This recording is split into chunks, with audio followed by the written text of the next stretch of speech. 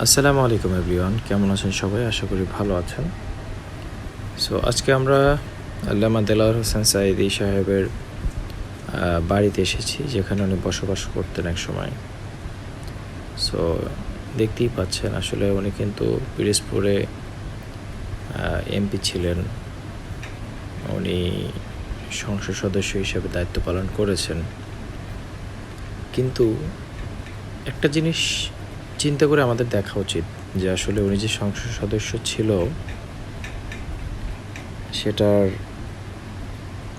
অনেক সংসদ সদস্যই আমরা বাংলাদেশে দেখতে পেয়েছি যাদের সম্পত্তির পাহাড় ছিল, কিন্তু ওনার অবস্থা দেখেন।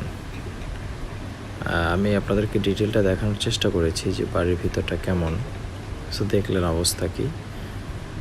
আমরা কিন্তু কবরস্থানেও ঘুরে আসব।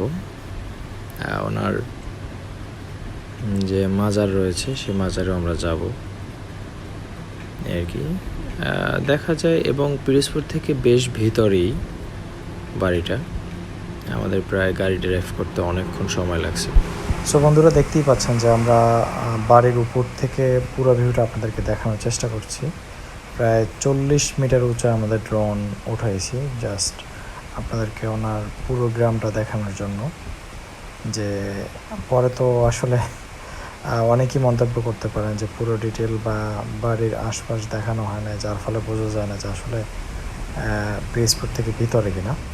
তো সেটা প্রুফ করার জন্য আমরা ড্রোনটাকে অনেক উপরে উঠে দেখাচ্ছি আপনাদেরকে। দেখেন, একেবারে এই ওনার বাড়ির পিছনেই দেখা যায় যে অনেক বড় একটা নদী।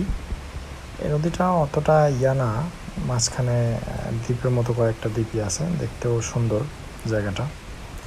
তো এই হলো আল্লামা দেলোয়ার হোসেন সাঈদী সাহেবের বাড়ি, এবং তার বাড়ির অবস্থান আপনাদেরকে দেখানোর চেষ্টা করলাম।